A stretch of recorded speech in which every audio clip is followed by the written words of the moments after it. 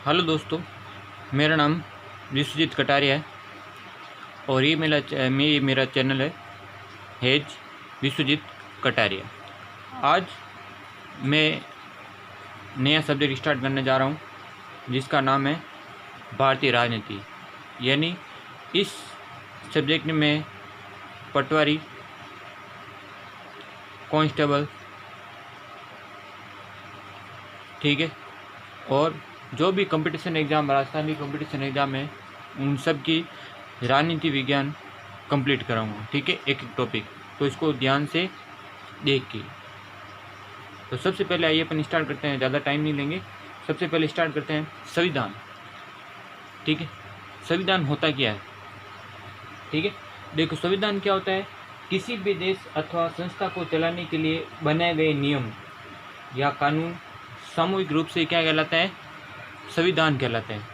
ठीक है, यानी किसी भी देश अथवा संस्था को चलाने के लिए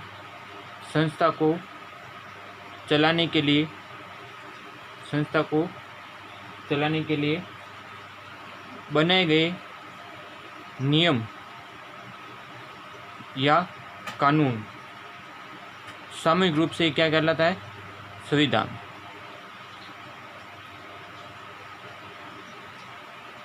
ठीक है,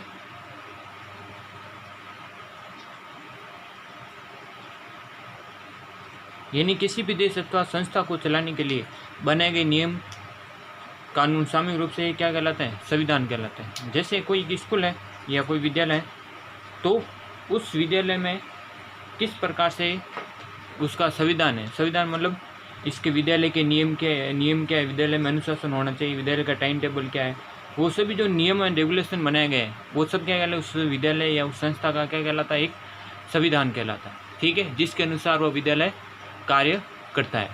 ठीक है, अब इसके बाद में अपन पढ़ेंगे संवैधानिक इतिहास। ये तो अपने पास संविधान के बारे में, संविधान होता क्या है। ठीक है, तो संविधान नॉर्मली क्या होता है? किसी भी देश अथवा संस्था को चलाने के लिए बनाए गए नियम कानून को क्या कहते हैं? संविधान कहते हैं। ठीक है, अब सबसे पहले संवैधानिक इतिहास किसके बारे में पढ़े? संवैधानिक इतिहास के बारे में, यानी संविधान का इतिहास क्या है उसके बारे में अपन पढ़ेंगे। तो संविधान का इतिहास सबसे पहले टॉपिक है 1773 का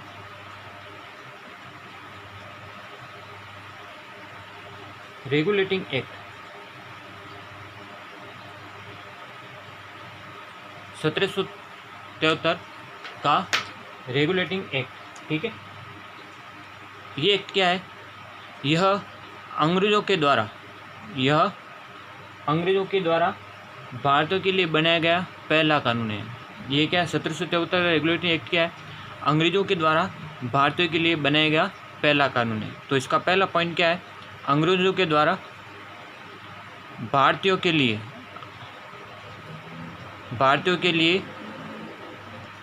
बनाया गया पहला कानून। ठीक है, यानी अंग्रेज़ों के द्वारा भारतीयों के लिए बनाया गया पहला कानून कौन सा था? 1773 का रेगुलेटिंग एक्ट।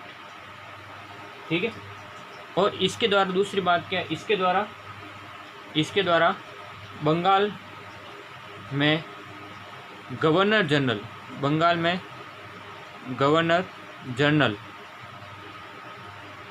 के पद की स्थापना की गई।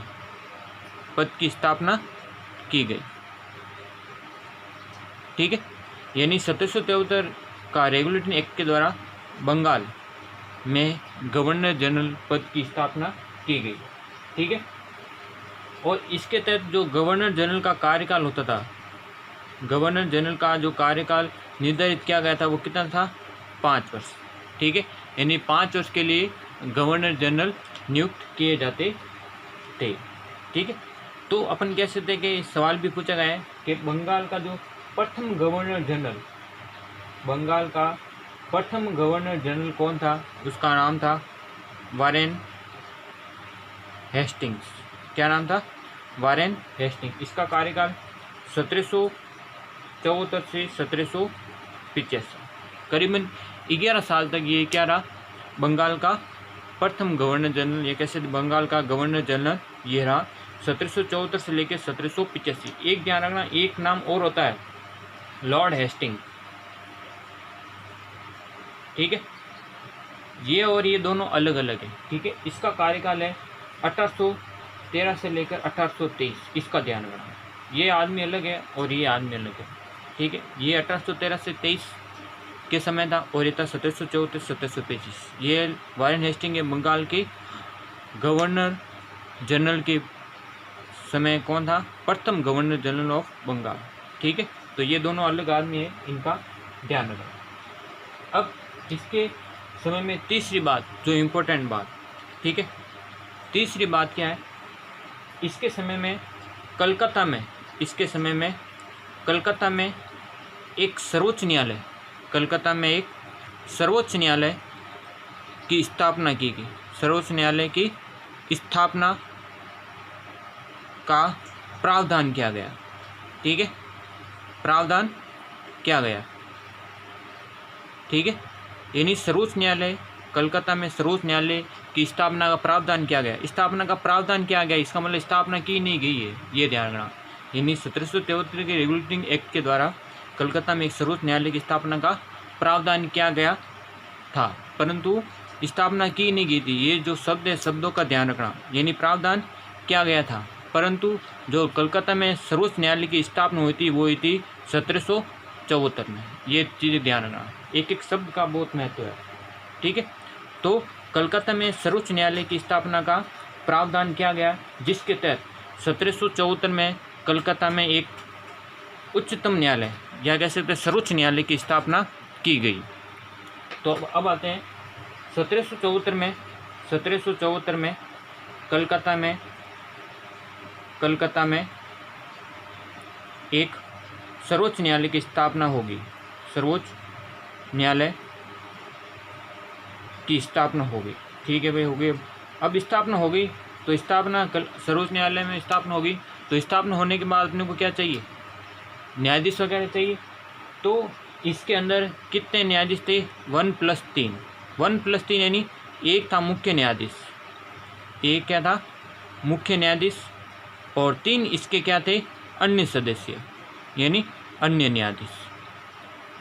1+3 का आप ध्यान रखना, ठीक है। एक मुख्य न्यायाधीश, मुख्य न्यायाधीश का नाम था सर एलिजा इम्पे। क्या नाम था?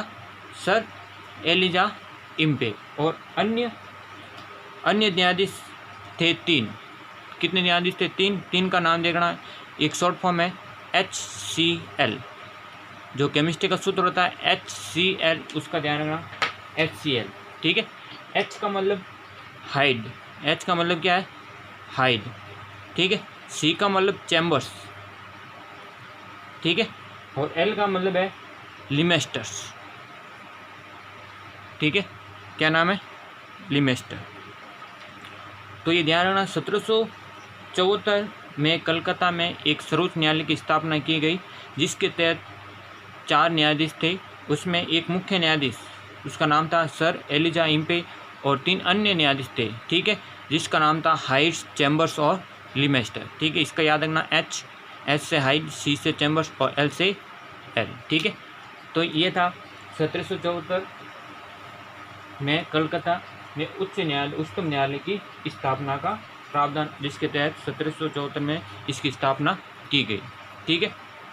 अब नेक्स्ट ये था आपके कौन सा था? 1773 का रेगुलेटिंग एक्ट, ठीक है। तो 1773 का रेगुलेटिंग एक्ट में ये आपके मुख्य बातें थी, ठीक है। वापस बता दो कौन कौन सी बातें थी। सबसे पहले 1773 का जो रेगुलेटिंग एक्ट है, ये अंग्रेज़ों द्वारा भारतीयों के लिए बनाया गया पहला कानून था। अंग्रेज़ों द्वारा भारतीयों के लिए बनाया गया पहला कानून था।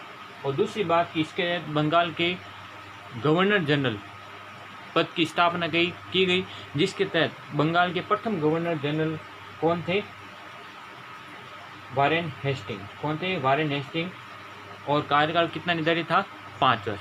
देन तीसरा पॉइंट क्या था? इसके तहत कलकत्ता में सर्वोच्च न्यायालय की स्थापना का प्रावधान किया गया, परंतु स्थापना 1774 में हुई। ये चीज़ ध्यान रखना, क्योंकि ये बहुत बार पूछा गया है एग्जाम में। ठीक है, 1774 में स्थापना की गई, और जिसमें कितने कुल मेंबर थे? 4, 1 + 3, यानी 1 था मुख्य न्यायाधीश और 3 अन्य न्यायाधीश। ठीक है, एक था सर एलिजा एम्पली जो मुख्य न्यायाधीश, और 3 थे SCL, H का मतलब हाइड, C का मतलब चैम्बर्स और L का मतलब लीमेस्टर। तो ये था 1773 का रेगुलेटिंग एक्ट। दूसरा है 1858 का भारत शासन अधिनियम। 1858 का भारत शासन अधिनियम। ठीक है, पहला था रेगुलेटिंग एक्ट, दूसरा था 1858 का भारत शासन अधिनियम। अब देखो इसके तहत क्या है, इसके तहत जो पहला इंपॉर्टेंट पॉइंट है वो क्या है? इसके तहत क्या गया? इसके तहत जो भी ईस्ट इंडिया कंपनी, ठीक है, इसके तहत क्या गया? जो भी ईस्ट इंडिया कंपनी का भारत से शासन समाप्त कर दिया, यानी जो भी ईस्ट इंडिया कंपनी कर रही थी भारत में शासन, उसका क्या कर दिया? इसका शासन समाप्त कर दिया, शासन समाप्त कर दिया गया। ठीक है, यानी पहला पॉइंट क्या है? इसके द्वारा ईस्ट इंडिया कंपनी का भारत से शासन समाप्त कर दिया गया, अतः भारत की शासन व्यवस्था को ब्रिटिश संसद या महारानी ने अपने सीधे नियंत्रण में ले लिया। यानी इसके तहत जो भारत का जो शासन था, भारत शासन का जो नियंत्रण था, सीधे किसके हाथों में चला गया? सीधे ब्रिटिश संसद। किसके हाथों में चला गया? ब्रिटिश संसद या महारानी के हाथों में चला गया। ठीक है, किसके तहत? 1858 के भारत शासन अधिनियम के तहत। ठीक है, और इसके तहत दूसरा पॉइंट क्या है? दूसरा बिंदु ये है, इसके द्वारा जो गवर्नर जनरल पद का नाम था, उसका नाम क्या कर दिया? वायसराय कर दिया। गवर्नर जनरल पद का नाम बदल कर क्या कर दिया था? वायसराय। ठीक है, इसके तहत भारत का प्रथम वायसराय,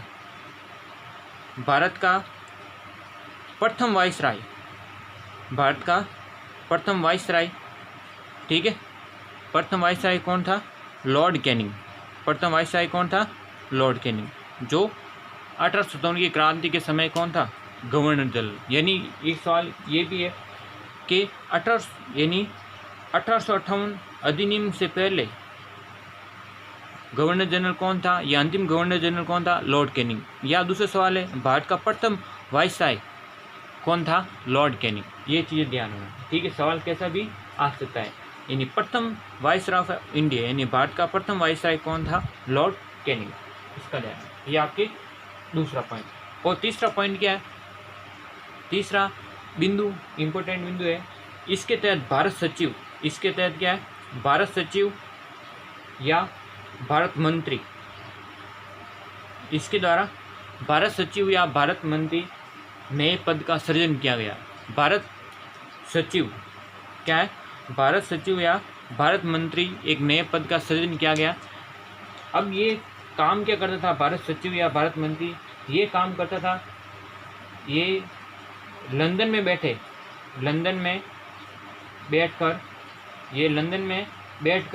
भारत में होने वाली विभिन्न घटनाओं की जानकारी देखरेख करता था। यानी क्या करता था? भारत सचिव और भारत मंत्री ये काम करता था लंदन में बैठकर, जो भी भारत में होने वाली गतिविधि थी, ये जो भी भारत में होने वाली घटनाओं की देखरेख करने का कार्य कौन करता? भारत सचिव। इस पद का सृजन कब किया गया? 1858 के भारत शासन अधिनियम के द्वारा। ठीक है, तो ये आपके दो अधिनियम हो गए, एक तो 1773 का रेगुलेटरी अधिनियम और ये 1858 का भारत शासन अधिनियम। Next third. ठीक है, तो आप याद रखना 1858 का भारत शासन अधिनियम के तहत इसमें भी आपके 3 पॉइंट हैं। 3 पॉइंट, पहला कौन सा पॉइंट है? इसके द्वारा ईस्ट इंडिया कंपनी का भारत से शासन समाप्त कर दिया गया तथा भारत का शासन सीधे ब्रिटिश संसद या महारानी के हाथों में सौंपा गया। दूसरा पॉइंट था इसके अंदर गवर्नर जनरल का पद वाइसराय कर दिया गया और भारत का प्रथम वाइसराय कौन था? Lord Canning. तीसरा, इसके तहत भारत सचिव पद का सृजन किया गया, जो लंदन में बैठे बैठे भारत की घटनाओं की जानकारी रखता था, ठीक है, या उसकी देख रेख करता था। तीसरा पॉइंट है 1909 का मार्ले मिंटो अधिनियम, ठीक है। इसका आईएएस में बहुत बार सवाल पूछा गया है, अभी बताऊंगा सवाल कैसा आया था। 1909 का मार्ले मिंटो अधिनियम, क्या नाम है? Morley Minto. अब देखो इसमें मार्ले मिंटो, ठीक है, एक बार सवाल आया था आईएएस में, कथन में आया था। कथन में क्या आया था? 1919 के मार्ले मिंटो अधिनियम के तहत निम्न में से कौन सा कथन सत्य है, ठीक है, कौन सा कथन सत्य असत्य अपने को छांटना था। तो उसमें सवाल में पूछा गया था कि उस समय मार्ले भारत के वाइसराय थे। क्या सवाल था? मार्ले भारत के वाइसराय और मिंटो भारत मंत्री या भारत सचिव थे, ठीक है। ये कथन था, जो कि क्या कथन था? ये गलत था, ठीक है। तो ये ध्यान रखना, उस समय जो मार्ले था, ठीक है, उस समय जो मार्ले था, मार्ले कौन था? भारत सचिव था या भारत मंत्री, ये ध्यान रखना, सवाल पूछा गया है। और मिंटो कौन था?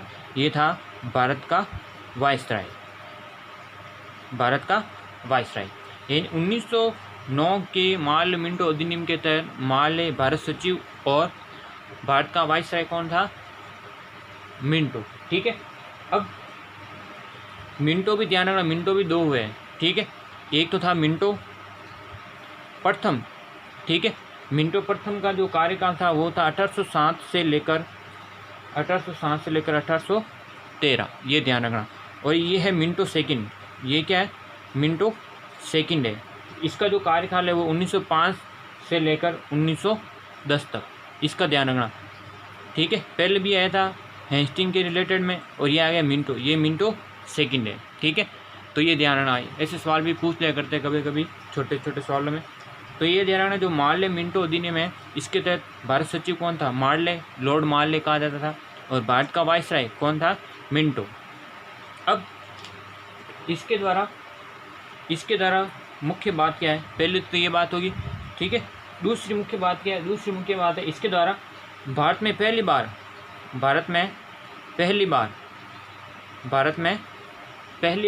क्या किया गया? सामुदायिक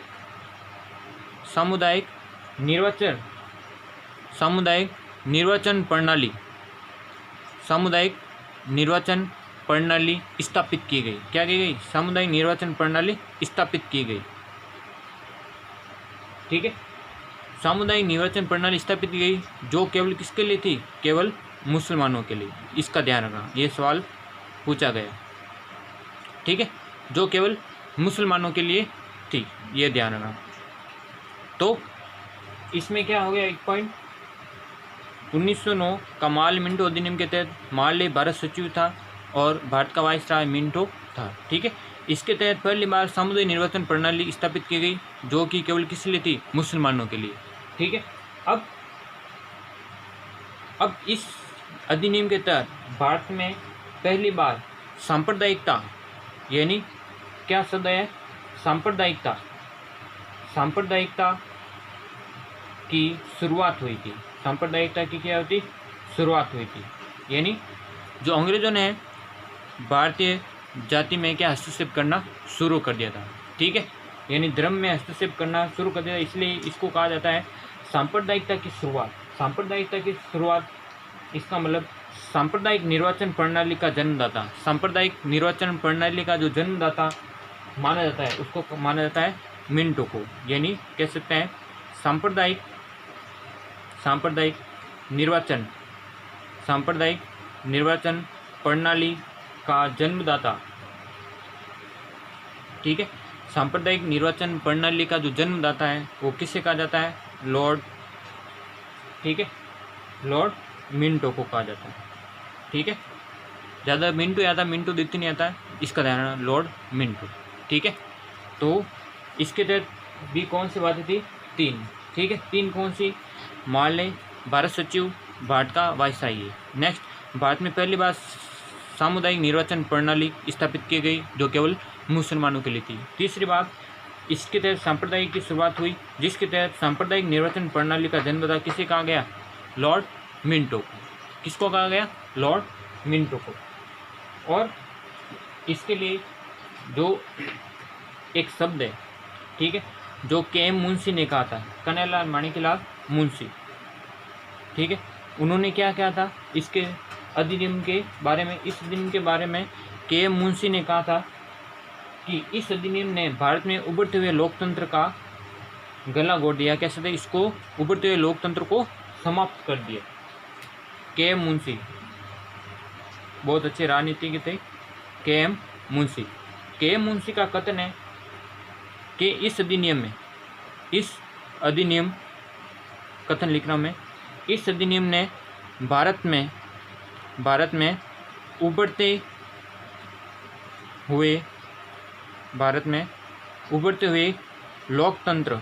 हुए लोकतंत्र को समाप्त कर दिया। ये स्टेटमेंट पूछा गया है एसएससी वगैरह एग्जाम में, तो ये ध्यान रखना। के.एम. मुंशी का कथन है कि इस अधिनियम ने भारत में उभरते हुए लोकतंत्र को समाप्त कर दिया। किस अधिनियम में? 1909 का मार्ले मिंटो अधिनियम में, ठीक है, तो इसका ध्यान रखना आप, ठीक है। तो इसके अंतर्गत भी आप क्या करना है, ये कथन ध्यान रखना कि के.एम. मुंशी ने क्या कहा था? के.एम. मुंशी ने कहा था इस अधिनियम ने भारत में उभरते हुए लोकतंत्र को समाप्त कर दिया। ये कथन भी आपके एग्जाम में पूछा गया, ठीक है। अब नेक्स्ट है 1919 का भारत शासन अधिनियम। 1919 का भारत शासन अधिनियम, तो ये लिख रहा हूँ मैं, ठीक है। तो ये आपके कौन सा अधिनियम है? फोर्थ क्या है? 1919 का भारत शासन अधिनियम। 1919 का भारत शासन अधिनियम, ठीक है। पहला वाला था 1909। इस अधिनियम का दूसरा नाम क्या है? इस अधिनियम का दूसरा नाम है मॉन्टेग्यू चेम्सफोर्ड अधिनियम। मॉन्टेग्यू चेम्सफोर्ड अधिनियम, ये ध्यान रखना, ठीक है। अब इसमें ये ध्यान रखना, जो मॉन्टेग्यू कौन था? Montagu Chelmsford. जैसे उसमें था मार्ले मिंटो, तो मार्ले उसमें क्या था? भारत सचिव था। तो इसमें भी ये क्या है? भारत सचिव। जो पहला नाम है वो हमेशा किसका होगा? भारत सचिव। देन ये था क्या था? भारत का वाइसराय। इसका ध्यान रखना, ठीक है। चेम्सफोर्ड का जो कार्यकाल था 1916 से 1921, चेम्सफोर्ड, ठीक है। तो 1919 का भारत शासन अधिनियम के तहत इसको मॉन्टेग्यू चेम्सफोर्ड अधिनियम भी कहते हैं, ठीक है, जिसके तहत मॉन्टेग्यू भारत सचिव था और चेम्सफोर्ड क्या था? भारत का वाइसराय। अब इसके अंतर्गत ये तो पहली बात थी। दूसरी बात क्या है? इसमें एक प्रस्तावना थी, ठीक है, इसमें एक प्रस्तावना थी जिसमें पहली बार उत्तरदायी शासन, पहली बार क्या गया? उत्तरदायी शासन का उल्लेख किया गया था, ठीक है। पहली बार उत्तरदायी शासन शब्द सामने है, ठीक है। उत्तरदायी शासन का मतलब क्या होता है?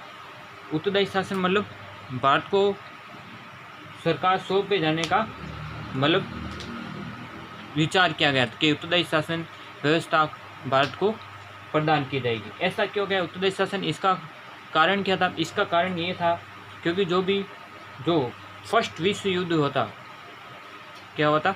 प्रथम विश्व युद्ध हुआ था 1914 से 18। प्रथम विश्व युद्ध हुआ था 1914 से 18। इसके तहत बहुत भारी मात्रा में भारतीय सैनिकों ने इस युद्ध में अंग्रेज़ों का साथ दिया था, यानी ब्रिटेन का साथ दिया था। इसके कारण उनका आभार व्यक्त करने के लिए इस अधिनियम में प्रस्तावना में उत्तरदायी शासन शब्द का उपयोग किया गया है, ठीक है। अब दूसरी बात क्या है? ये दो बात होगी। थर्ड बात, ठीक है, तीसरी बात क्या है? इसके तहत एक लोक सेवा आयोग, इसके तहत एक लोक सेवा आयोग की स्थापना का प्रावधान किया गया। लोक सेवा आयोग की स्थापना का प्रावधान किया गया, ठीक है। यानी कहा गया है कि भारत में एक लोक सेवा आयोग की स्थापना की जाएगी। ठीक है। और जो लोक सेवा आयोग की जो स्थापना हुई थी भारत में, वो कब हुई थी? लोक सेवा आयोग की स्थापना हुई थी 1926 में, ये ध्यान रखना। ठीक है, 1926 में इसकी स्थापना हुई थी। अब 1926 में इसकी स्थापना हुई थी ली आयोग की सिफारिश पर। ली आयोग की सिफारिश पर जो ली आयोग था वो 1923 और 1924 तक अपने रिपोर्ट दी थी। ठीक है, तो ली आयोग की सिफारिश पर एक लोक सेवा आयोग की स्थापना की गई थी 1926 में। ठीक है, जिसका उल्लेख किसमें था? 1919 का भारत शासन अधिनियम में इसका उल्लेख था। तो ये आपके कौन सी थी? दो बातें, first, second, third. First, Montagu Chelmsford अधिनियम कहा जाता है, भारत सचिव, और ये भारत का वायसराय। इसमें एक प्रस्तावना का उल्लेख था जिसमें उत्तरदायी शासन शब्द का उल्लेख किया गया था। तीसरा पॉइंट, इसमें लोक सेवा आयोग की स्थापना का उल्लेख किया गया। ली आयोग की सिफारिश पर 1926 में CPSC, क्या नाम था? पहले UPSC नहीं था, पहले क्या था? CPSC। ठीक है, सेंट्रल पब्लिक सर्विस कमीशन। ठीक है, तो ये ध्यान रखना। अब इसके बाद में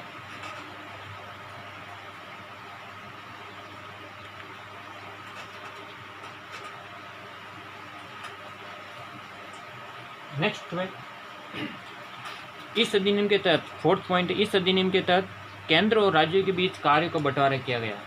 क्या है? फोर्थ पॉइंट है केंद्र व राज्यों के बीच, केंद्र व राज्यों के बीच कार्यों का बंटवारा, कार्यों का बंटवारा किया गया। ठीक है, केंद्र व राज्यों के बीच क्या किया गया? कार्यों का बंटवारा, यानी कार्य बांट दिए गए। अब कार्य इसमें क्या थे? कार्य बांट दिए गए। अब देखो, इसमें कार्य दो प्रकार के थे, एक तो था आरक्षित और एक था हस्तांतरित। दो कार्य थे हस्तांतरित, एक तो था आरक्षित कार्य और दूसरा था हस्तांतरित कार्य। ठीक है, आरक्षित कार्य क्या था? वे कार्य जो गवर्नर के अधीन थे, यानी वे कार्य जिनको सीधे कौन देखता था? गवर्नर देखता था, वो क्या कार्य क्या कहलाते थे? आरक्षित। दूसरा हस्तांतरित, हस्तांतरित यानी गवर्नर किसी अन्य लोगों की सहायता से, गवर्नर किसी अन्य लोगों की सहायता से कार्य कर रहा था, यानी कोई अन्य लोग करते थे गवर्नर की हेल्प द्वारा। ठीक है, यानी किसी अन्य लोगों की सहायता से जो कार्य किए जाते थे उसको क्या कहते हैं? हस्तांतरित। ठीक है, तो केंद्र व राज्यों के बीच कार्य का बंटवारा किया था। पहला कार्य आरक्षित, दूसरा कार्य हस्तांतरित। ठीक, आरक्षित जो गवर्नर जनरल के पास थे मुख्यतः, ठीक है, और हस्तांतरित जो कोई अन्य लोग करते थे, वो क्या कहलाता था? तो इसे ऐसी जो कार्य का बंटवारा कहा गया, इसे क्या कहा गया? राज्य में दोहरा शासन। इसको क्या कहा गया? राज्य में दोहरा शासन, राज्य में दोहरा शासन। ठीक है, दोहरा शासन या द्वैत शासन, दोहरा शासन या द्वैत शासन। और इसका जो इंग्लिश शब्द है उसको क्या कहते हैं? डायरकी।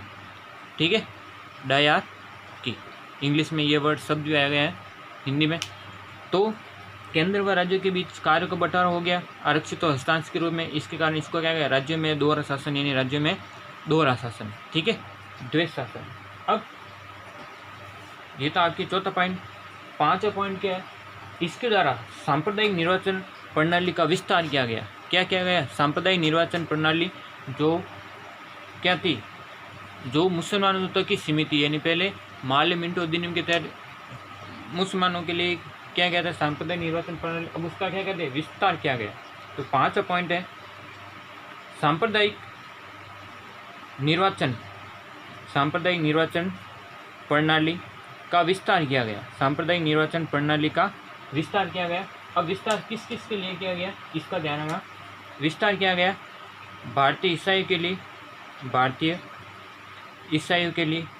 ठीक है, दूसरा यूरोपियंस के लिए। ठीक है, और तीसरा आंग्ल भारतीय के लिए, तीसरा आंग्ल भारतीयों के लिए। ठीक है, और चौथा सिखों के लिए। ठीक है, तो सांप्रदायिक निर्वाचन प्रणाली का विस्तार किस किस के लिए किया गया था? भारतीय ईसाई के लिए, यूरोपियन के लिए, आंग्ल भारतीय के लिए और सिखों के लिए, यानी इन चार जनों के लिए क्या किया गया था?